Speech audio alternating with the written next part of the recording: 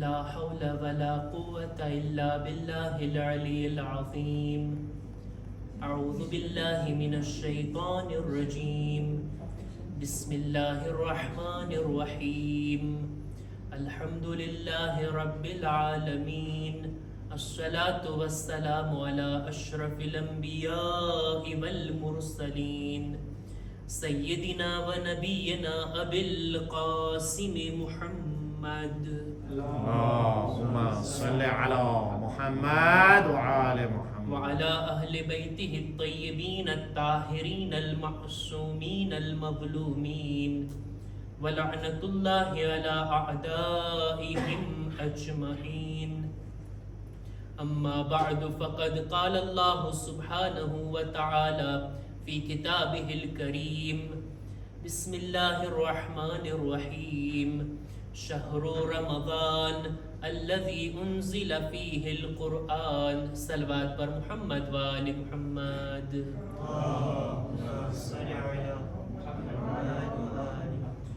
માહ મુબારક રમઝાનની 13મી શબ, આ નૂરાની મહિનાની શબે જુમા અને આ રાતો દિવસો કે જે દુઆ, ઇબાદત, બંદગી, તિલાવતના દિવસો અને રાતો છે, ખુદાની આપેલી તૌફીકથી આપણે બધા આ મહિનાની અંદર ઇબાદતો બંદગી કરવામાં મશગુલ છીએ. જો કે ઇબાદતોનો હક તો આપણે અદા નથી કરી શકતા. કોશિશ કરીએ કે આમ દિવસો કરતા, આમ રાતો કરતા માહે મુબારક રમઝાનની દિવસો અને રાતોમાં આપણી ઇબાદતોમાં ખુલૂસ પણ વધારે હોય, રૂહાનિયત અને માનવિયત પણ વધારે હોય. દિલથી આ ઇબાદતો અને બંદગીને કરીએ. આ મહિનાના એક એક ક્ષણ, એક એક મિનિટ કિંમતી છે અને ખાસ કરીને સહેરી અને ઇફતારનો સમય ઘણી જ તાકીદ છે આ બંને સમયની અંદર દુઆ કરવાના બારામાં. એક હદીસની અંદર મળે છે, આપણા છઠ્ઠા ઇમામ ઇમામે જાફર સાદિક અલૈહિસ્સલામ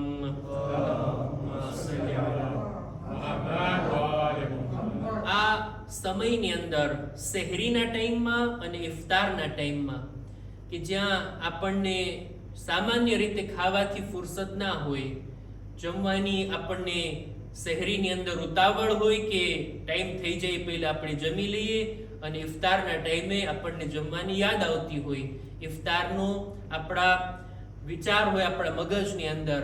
પણ ઇમામો તવજ્જો દેવરાવે છે, આપણા છઠ્ઠા ઇમામ ફરમાવે છે, જે કોઈ પણ સહેરીના સમયમાં ઇન્ના અંઝલનાહની તિલાવત કરે અને ઇફતાર સમયે ઇન્ના અંઝલનાહની તિલાવત કરે, એટલે રોઝો શરૂ થાય ત્યારે અને રોઝો પૂરો થાય ત્યારે એક ઇન્ના અંઝલનાહની તિલાવત કેટલો સમય આપણો લાગે. પણ તવજ્જુહની સાથે જો કોઈ સૂરે કદ્રની તિલાવત કરે, ઇલ્લા કાન ફીમા બૈનહુમા કલ મુતશહ્હિદ બિદમિહી ફી સબીલિલ્લાહ, ઈ માણસને રાહે ખુદામાં લોહી લુહાણ થઈને શહીદ થનારનો સવાબ મળે છે.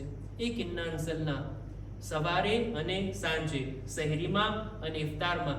ઇન્શાઅલ્લાહ ખુદા મને અને આપ લોકોને, દરેક સાંભળવા વાળાઓને સૂરે કદ્રની તિલાવતની નેક તૌફીક અતા ફરમાવે. દુઆની કબૂલી વાસ્તે એક બાવાઝે બુલંદ સલવાત. અલ્લાહુમ્મા સલ્લી અલા મુહમ્મદ. સૂરે અનઆમની 151, 52 અને 53મી આયત આપણી ચર્ચા હેઠળ હતી. છેલ્લા 2 દિવસથી આપણે આ આયતોની તિલાવત અને એની તફસીર, એના અનુસંધાનમાં અમુક બાબતોને રજૂ કરતા આવ્યા છીએ. આ 3 આયતોની અંદર ખુદા 10 હુકમ આપે છે, 10 કામો જે નથી કરવાના આપણે, એનો આની અંદર ભાર મૂકે છે અને આપણું ધ્યાન દોરાવે છે. આ 10 બાબતો એવી છે કે જે આ આયતોની અંદર બયાન થઈ, ફક્ત ઇસ્લામમાં જ નથી, બીજા તમામ દીનની અંદર, બીજા તમામ મઝહબોની અંદર પણ આ 10 બાબતો છે. અને આમે ઇન્સાન વિચાર કરે, અક્લથી જુએ તો આ બધું ઇન્સાનની ફિતરત પ્રમાણે છે. ઇન્સાન દિલો દિમાગથી જો વિચાર કરે તો આ 10 બાબતોથી દૂર રહેવું એના માટે બહેતર અને સારું છે. આપણે આ 10 બાબતોમાંથી 5 બાબતોને ગઈકાલે આપણે બયાન કર્યા. ચાહું છું કે આજની મજલિસમાં બાકીની 5 બાબતોને બયાન કરી આ 3 આયતોના સિલસિલાને ઇન્શાઅલ્લાહ આજે આપણે પૂરો કરીએ. ખુદાવંદ આલમ આ આયતોની અંદર જે કામો નથી કરવાના, જેનાથી બચવાનું છે, એને ગણાવે છે. 152 નંબરની આયત સૂરે અનઆમની ખુદાવંદ આલમ ફરમાવે છે, વલા તaqrabu માલલ યતીમ ઇલ્લા બિલ્લતી હિયા અહસન હત્તા યબલુગ અશુદ્દહ. હરગીઝ યતીમના માલની નજદીક પણ ના જાઓ. યતીમનો માલ હડપ કરી જાઓ ને ખાઈ જાઓ તો દૂરની વાત, એની બાજુમાં ના જાઓ. એવું ના બને કે આપણે એના માલની અંદર રસ લઈએ, જોઈએ કેટલો છે, શું છે એની પાસે, અને આપણો નફ્સ લલચાઈ જાય અને આપણી દિલમાં લાલચ પેદા થાય એ માલના બારામાં નહીં. યતીમ સામાન્ય રીતે દરેક સમાજમાં યતીમો હોય. નાના બાળકો કે જેમના માં અથવા બાપ અથવા બંને દુનિયાથી ચાલ્યા ગયા હોય. એવું ના બને કે સમાજની અંદર યતીમો રહી જાય અને એની પરવરિશ ના થાય, એનું કોઈ ધ્યાન રાખવા વાળું ના હોય, એની કોઈ સરપરસ્તી ના કરે, અને એ લોકો બે તરબિયત બે મુહબ્બત મોટા થાય અને સમાજ માટે મુશ્કેલી પેદા થાય. એ માટે સમાજની જવાબદારી છે કે તેઓ યતીમોનો ખ્યાલ રાખે, યતીમોની ઇસ્લાહ કરવાની, યતીમોનો ખ્યાલ અને પરવરિશ રાખવાની એટલી તાકીદ. સાથોસાથ આ બાજુ પણ હરગીઝ યતીમનો કોઈ માલ વારસામાં એને મળ્યો છે, મા બાપ ગુજરી ગયા છે, હવે જે માલ મિલકત થોડી ઘણી છે આ નાના બાળકની છે. એ બાળક તો એને ઉપયોગમાં નથી લઈ શકતું, એને નથી સાચવી શકતું. કોઈ જોઈએ કે એની સરપરસ્તી કરે. એટલે જ કોઈ માલ ખાવા માટે, માલને ગસ્બ કરવા માટે એ નિયતથી કોઈ આગળ ના વધે, બલકે ઇસ્લાહની નિયતથી આગળ વધે. આ યતીમ બાળકના માલની હિફાજત માટે કોઈ આગળ વધે અને એ માલની પણ સાચવણી કરે, આ યતીમની પરવરિશ કરે, તો એમાં કઈ વાંધો નથી. ખુદા કુરાનમાં એમ કહે છે કે ખાવાની નિયતથી યતીમના માલની નજદીક ના જાઓ, ઇલ્લા બિલ્લતી હિયા અહસન. જો સારી નિયત હોય ને, સારી નીતિ હોય તો પછી આગળ વધો અને યતીમના માલની હિફાજત કરો. ક્યાં સુધી? જ્યાં સુધી આ બાળક મોટું ના થઈ જાય, સમજદાર ના બની જાય અને આ માલને ઉપયોગ કરવાને લાયક ના બની જાય. યતીમના માલથી દૂર રહેવાની આ નિયત સાથે કે ખાવાની નિયતથી એનાથી પરહેઝ કરવામાં આવે. કુરાન મજીદમાં છે ને એક આયતમાં, જે કોઈ યતીમનો માલ ખાય છે ને જાણે એમ કે જહન્નમની આગને પોતાના પેટમાં ઉતારી રહ્યો છે. ખુદા બચાવે ઇન્શાઅલ્લાહ આપણને બુરા માલથી, હરામ માલથી. આપણા માલને આપણે પાકો પાકીઝા રાખીએ દરેક ચીજોથી, અને ખાસ કરીને યતીમના હકથી. એક સલવાત પર મુહમ્મદ વાલે મુહમ્મદ.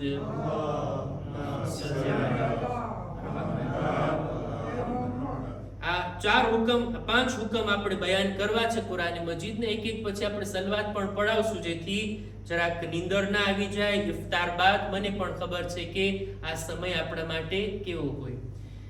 આગળ ખુદાવંદ આલમ બયાન કરે છે કે વઇઝા કુલતુમ, બલકે આ આયત વઔફુલ કૈલ વલ મીઝાન બિલ કિસ્ત લા નુકલ્લિફુ નફ્સન ઇલ્લા વસ્આહા.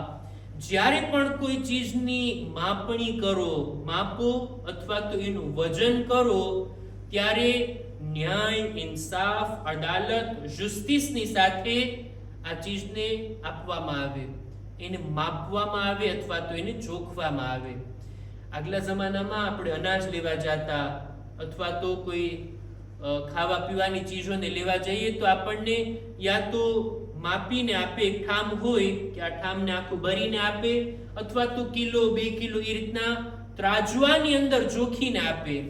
અને સામાન્ય રીતે વેપારીની આદત આ હોય કે ઓછું આપે અને વધારે લે. પોતે જ્યારે ખરીદવા જાય 100 કિલોની બોરી લેવી છે, 1/2 કિલો કે અમુક ગ્રામ પણ ઓછું હોય હિસાબ કરે, 99 કિલો અને 970 ગ્રામ છે. આની અંદર આટલું ઓછું છે. પણ જ્યારે રિટેલમાં વેચતા હોય, 1 કિલો 2 કિલો આપતા હોય, પૈસા 1 કિલોના લેશે પણ 990 ગ્રામ આપશે.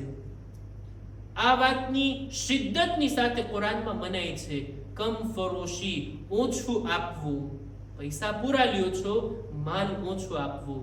આ મનાય છે કુરાન મજીદની અંદર. બલકે હુકમ તો એ છે કે નમતું જોખવામાં આવે. 10 ગ્રામ ભલે વધારે ચાલ્યું જાય પણ એનો 10 ગ્રામનો હક મારા ઉપર ના રહી જાય. આ રીતના બારીકીની સાથે, દિક્કત અને ચોકસાઈની સાથે કોઈ ચીજને માપીને આપો અથવા બરાબર જોખીને આપો. હવે દેખીતી વાત છે, એ જમાનામાં ડિજિટલ ત્રાજવા તો નહોતા કે જેની અંદર બેલેન્સ કરી શકાય. અત્યારે તો 1 ગ્રામ 5 ગ્રામ ઓછું છે કે 10 ગ્રામ ઓછું બતાય આવે. એ જમાનામાં ઓલું ત્રાજવું મેં જોયેલું છે. જવાનોને આ વાતની ખબર નહીં હોય. 2 પલ્લા હોય અને આ બાજુ લોઢાના જે વજન રાખે, કિલો 2 કિલો, અને જોખતા હોય આ રીતના. બંને સમતલ થઈ જાય એટલે આ 1 કિલો છે. પણ જરાકીની અંદર ફરક પડી જાય તો, થોડાક દાણા ઓછા થઈ ગયા, અમુક ગ્રામ ઓછું ગયું, તો લોકો આ આયતને સાંભળીને ડરી ના જાય એ માટે ખુદા આ વાતને પણ બયાન કરે છે કે લા યુકલ્લિફુલ્લાહુ નફસન ઇલ્લા વુસઆહા. ખુદા કોઈ નફ્સને એની તાકાતથી વધારે જવાબદારી નથી સોંપતો. તમારાથી થાય એટલી કોશિશ કરો બરાબર માપવાની અને બરાબર જોખવાની. બિલકુલ થોડોક એમાં ફરક પડે, 19-20 નો ફરક પડે તો એમાં કઈ વાંધો નથી. તમે તમારી કોશિશ પૂર્તિ કરો. આ વાતને ખુદા આપણાથી ચાહે છે. એક સલવાત પર મુહમ્મદ વાલે મુહમ્મદ.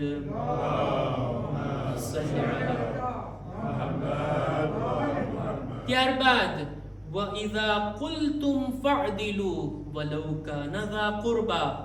આગલી ચીજ એ છે કે જ્યારે પણ કંઈ બોલો, જ્યારે પણ કંઈ વાત કરો તો અદાલતનો ખ્યાલ રાખો. ન્યાય અને ઇન્સાફના દામનને ના છોડો. જ્યારે પણ બોલવામાં આવે કોઈના ફેવરમાં કે કોઈના અગેન્સ્ટમાં, ક્યારેક કંઈ ગવાહી દેવામાં આવે, કોઈ ઠેકાણે સાક્ષી આપવામાં આવે, કોઈના બારામાં કંઈ બયાન કરવામાં આવે તો અદાલતથી કામ લ્યો, ન્યાય અને ઇન્સાફથી.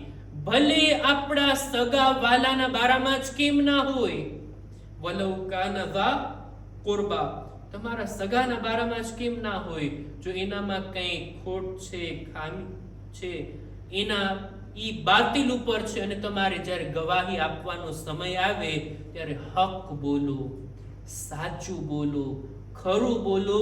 ખુદા આ વાતનો હુકમ આ આયતની અંદર આપે છે. અને છેલ્લી વાત, બલકે 9મી વાત, વબિઅહદિલ્લાહિ ઔફુ, અલ્લાહના વાયદાને વફા કરો. ખુદા સાથે જે કંઈ તમે વાયદા કર્યા હોય, વચન આપ્યા હોય, એને વફા કરો. આ અહદે ખુદાથી મુરાદ શું છે? ઘણી બધી બાબતો એની અંદર છે કે તફસીરની અંદર જાણવા મળી. વધારે ઊંડા નહીં ઉતરતા એક મિસ્દાકને બયાન કરું. ક્યારેક આપણે કોઈ વાતની નઝર કે અહેદ કરતા હોય અથવા કસમ ખાતા હોય, મારું આ કામ થઈ જાય તો હું નઝર કરું છું કે રાહે ખુદામાં આટલો માલ ખર્ચ કરીશ, મારું આ કામ થઈ જાય તો હું કસમ ખાઉં છું અથવા મન્નત માનું છું કે 2 રકાત નમાઝ પડીશ. આ રીતના ખુદા સાથે જે કંઈ વાયદા આપણે કરીએ એને વફા કરવાના છે, એને પૂરા કરવાના છે. એવું નહીં કે જ્યારે કામ અટકું હોય, મુશ્કેલમાં ફસાણા હોય ત્યારે મોટા મોટા વાયદા અને વચન, પણ કામ જ્યારે થઈ ગયું એટલે પછી ખુદાએ તને શું જરૂર છે મારા આ વાયદાની, મારા આ કામની, તું તો બે નિયાઝ છો, માફ કરી દે ને. ઘણા લોકો આવા મિજાજ ના હોય. અમારા ઉસ્તાદ આ મોકા ઉપર એક લતીફો સંભળાવતા.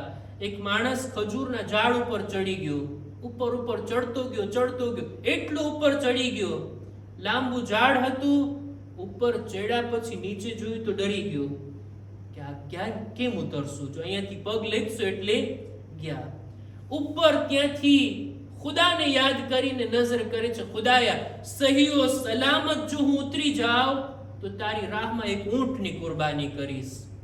અને હવે ઉતરવાનું શરૂ કર્યું, ધીમે ધીમે ઉતરે છે. થોડોક નીચે આવ્યો, એને એમ લાગ્યું કે બહુ મુશ્કેલી નથી એટલું ઉતરવું. ખુદાએ ઊંટને રેવા દે ને, આપણે તારી રાહમાં ગાયની કુરબાની કરશું. ઉતરતા ઉતરતા અડધે સુધી પહોંચે છે, એટલે કહે છે કે ખુદાએ અડધે તો આવી ગયો, આપણે બકરાથી કામ ચલાવી લેશું, બકરાની કુરબાની આપીશ તારી રાહમાં, ઊંટ અને ગાયને રહેવા દઈએ. નીચે ઉતરતા ઉતરતા એક મુર્ગીમાં આવી ગયો, અને જ્યારે ઉતરી ગયો પછી તો કે છે હવે તો નીચે આવી ગયા, હવે શું છે? ખુદાની સાથે વાયદા કરેલા, ખુદાની સાથે જે કંઈ વચન આપીએ, ખુદા આપણા કામોને ક્યારેક આપણા નઝર, અહેદ અને કસમથી આપણી નિયતોને જોઈ આપણને ઇમ્તિહાનમાં રાખી અજમાવવા માંગતો હોય છે. અલ્લાહ સાથે કરેલા વાયદાને વફા કરો. ત્યારબાદ ખુદાવંદ આલમ કહે છે ઝાલિકુમ વસ્સાકુમ બિહી લઅલ્લકુમ તઝક્કરૂન. આ રીતના ખુદા તમને નસીહતો અને વસિયતો કરે છે કે જેથી તમે યાદ લઈ શકો, તમારા યાદમાં આ વાતને ધ્યાનમાં લઈ શકો. અને છેલ્લી આયતમાં સૂરે અનઆમની 151 અને 52મી આયત આપણે બયાન કર્યા. 53મી આયત, 153મી આયત, આ સિલસિલાની આ છેલ્લી આયત, એમાં ખુદાવંદ આલમ કહે છે વ અન્ન હાઝા સિરાતી મુસ્તકીમા. આ છે મારો રસ્તો કે જે મુસ્તકીમ છે. આપણે સૂરે હમ્દની અંદર દુઆ કરીએ છીએ ને, ઇહદિનસ સિરાતલ મુસ્તકીમ, અમને સીધા રસ્તાની રાહનુમાઈ કર. આ આયતોની અંદર ખુદા કહે છે આ છે મારો સીધો રસ્તો. આ 10 કામો, આ 9 ભલામણો મેં તમને જે કીધી એ 9 ઉપર અમલ કરો. 10મી ભલામણ આ છે કે ફત્તબિઉહુ વલા તત્તબિઉસ સુબુલ. આ મારો સિરાતે મુસ્તકીમ છે, આના ઉપર ચાલો. એટલે આ 9 બાબતો બયાન કરી, એના ઉપર ચાલો. આ 10મી વાત, અને આ 10 કામોને કરો. બીજા આડે અવળે રસ્તા ઉપર તમે ના જાઓ.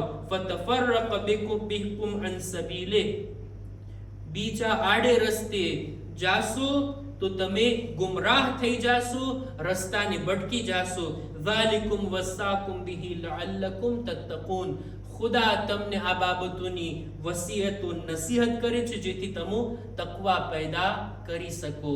આ હતો આ 3 આયતોનો મુખ્તસર ખુલાસો, મુખ્તસર તફસીર, એક તર્જુમા અને તૌઝીહની હદ સુધી. જો કે તફસીર કરવા બેસીએ તો એક એક શબ્દના ઊંડાણમાં ઉતરવું પડે, એક એક મુફસ્સિરના કૌલને આપણે જાણવા પડે, અને બહેતરીન કૌલ અને નઝરને આપણે દલીલોની સાથે રજૂ કરી. આને કહેવાય તફસીર. આપણે તો બસ મુખ્તસર કુરાન મજીદની અમુક આયતોની ટૂંકી ચર્ચા કરી અને મુખ્તસર રીતે સમજવાની આપણે કોશિશ કર્યા. આ 10 કામો, આ 9 ભલામણો અને એના ઉપર ચાલવાની આ જે ભલામણ અને તાકીદ ખુદાએ કરી, એટલે કે આ ટોટલ 10 બાબતો, આ છે સિરાતે મુસ્તકીમ, આ છે સીધો રસ્તો, આ છે ખરો અને હકીકી ઇસ્લામ. કોઈ પણ મઝહબના માણસની સામે, કોઈ પણ ગેર મુસ્લિમની સામે કુરાન મજીદની આ 10 બાબતોને રાખી દો. આ 10 કામો કેમ લાગે છે કે દુનિયામાં, ઇન્સાનની જિંદગીમાં ન હોવા જોઈએ? જો એ માણસ ઇન્સાફ વાળો હશે ને, કોઈ પણ તાસુબ અને કોઈ પણ બીજી કોઈ પણ તરફ નમતો ના હોય અને ઇન્સાફથી કામ લેતો હોય ને, તો કહેશે કે ખરેખર આ 10 બાબતો જિંદગીમાં ઉતારવા જેવી છે. ત્યારબાદ એને કહીએ કે આ 10 બાબતો ખુદાએ કુરાનમાં અમને ભલામણ કરી છે.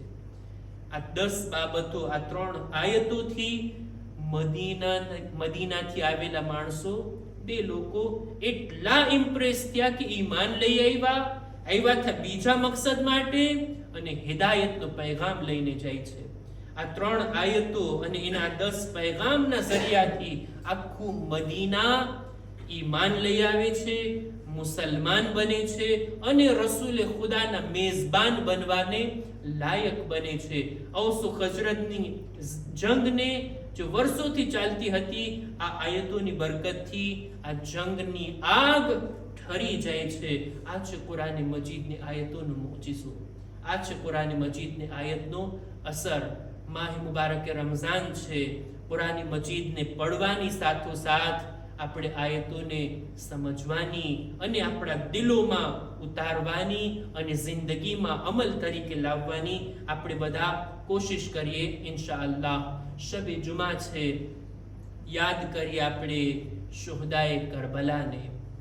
કરબલાની અંદર જે કંઈ મુસીબતો છે, જે કંઈ પણ તકલીફો છે, ખરેખર એના ઊંચા લેવલ ઉપર છે.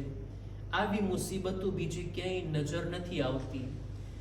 આપણે હમણાં જ બીબી ખદીજાની રહેલતની તારીખ મનાવ્યા. બીબી ખદીજાના ઇંતકાલથી બીબી ઝહરા યતીમ થઈ ગયા. આ હતી બીબી ઝહરાની યતીમી. બીબી ઝહરાના ઇંતકાલથી જનાબે ઝૈનબ ઉમ્મે કુલસુમ યતીમ થઈ ગયા. તેઓની યતીમી પણ ઘણી સખ્ત હતી. અહલે બેતના ઘરાનામાં જે બાળકો યતીમ થયા છે, એ બધા યતીમોને જોવામાં આવે, એ બધાની સરખામણી કરવામાં આવે તો હું કહીશ કે મુસ્લિમ ઇબ્ન અકીલની યતીમા ખુશનસીબ હતી કે એના બાબાના ઇંતકાલના સમાચાર બાદ ઇમામે હુસૈન કેવા પ્યાર અને મોહબ્બત ભર્યા વર્તનની સાથે એની સાથે સુલૂક કર્યા. રિવાયતમાં મળે છે ઇમામેના માથા પર હાથ ફેરવા, એને પોતાની આગોશમાં બેસાડ્યા. આટલું જ નહીં, એક રિવાયતમાં મળે છે જનાબે મુસ્લિમની યતીમાને ઇમામ કાનમાં ગોશવારા પણ પહેરાવ્યા. આટલો સારો વ્યવહાર સકીના નહીં જોતી હોય કે યતીમો સાથે આવું સુલૂક થાય. હાય અસરે આશુરના જ્યારે સકીના યતીમ થઈ છે, કોઈ માથા પર હાથ ફેરવનાર ના હતું. આ તાઝિયાના મારવા વાળા ઘણા હતા, તમાચા લગાડવા વાળા ઘણા હતા, કોઈ દિલાસો આપવા વાળું ના હતું. ગોશવારા પહેરાવવા તો દૂરની વાત, સકીનાના ગોશવારા ઉતારવામાં આવ્યા. એ ગોશવારા કે જે ઇમામે મોહબ્બતથી ઈદના દિવસે પહેરાવ્યા હતા, ન ફકત ઉતારવામાં આવ્યા, એના કાનથી ખેંચવામાં આવ્યા. સકીનાના કાન લોહી લુહાણ થઈ ગયા. સકીના ચિલ્લાવતી રહી, પોતાના ચાચા અને બાબાને યાદ કરતી રહી. અલા લઅનતુલ્લાહ અલલ કૌમિ ઝાલિમીન વસયઅલમુ અલ્લઝીના ઝલમુ અય્ય મુન્કલબિન યન્કલિબૂન. ઇન્ના લિલ્લાહિ વ ઇન્ના ઇલૈહિ રાજિഊન. परवरदिगार हमारी आ मुख्तसर इबादत ने कबूल फरमा. खुदाए આજની શબમાં શબે જુમા છે, અમારા મા બાપના ગુનાહોને માફ કર, અમારા મરહુમીનની મગફિરત ફરમાવ. ખુદાએ અમારી ઔલાદને નેક તૌફીક અતા કર. ગુનાહોથી બચવામાં, નેક કામો કરવામાં તું અમારી મદદ કર. અમારી ઇબાદતો, દુઆઓ, તિલાવતોને તારી બારગાહમાં કબૂલ ફરમા. આઈંદા દિવસોને રાતોમાં, ખાસ કરીને શબે કદ્રમાં બહેતર તરીકાથી અમાલ કરવાની અમોને નેક તૌફીક અતા કર. ખુદાયા રમઝાન મહિનામાં જે કંઈ ખૈરો ખૂબી તારા નેક બંદાઓને અતા કર, અમોને પણ એનાથી મહેરૂમ ન ફરમા. ઝમાનાના ઇમામના ઝુહૂરમાં તાજીલ ફરમા. અમારો શુમાર એમના સાથીઓમાં કર. રબ્બના તaqabbal મિન્ના ઇન્નકા અંતસ સમીઉલ અલીમ. પર મુહમ્મદ વ આલે મુહમ્મદ સલવાત. અલ્લાહ